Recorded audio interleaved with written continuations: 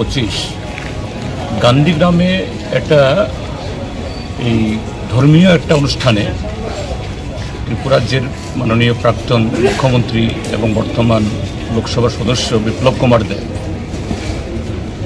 আমাদের পার্টির বিরুদ্ধে একটা সম্পূর্ণ যে বাস্তবতার সাথে কোনো সম্পর্ক নেই এবং মিথ্যা এবং সম্পূর্ণ একটা বানানো আমাদের পার্টির যে এই ইমেজকে নষ্ট করার জন্য করেছেন, যে মাতাবাড়ি মন্দিরের তার যে ডান বাক্স থেকে নাকি সিপিআইএমের সরকার থাকার সময়েতে অর্থাৎ বামফ্রন্টের এগুলো চুরি করেছে এবং এটাকে নকল জিনিস দিয়ে এই ডান বাক্সগুলো ভরা করা হয়েছে।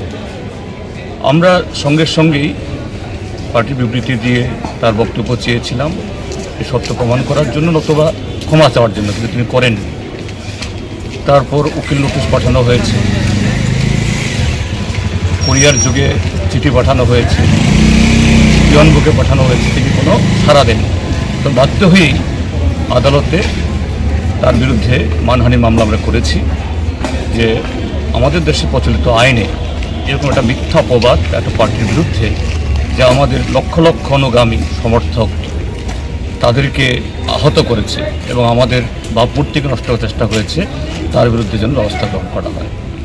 এই কারণে আজকে আমরা কোর্টে এসেছি।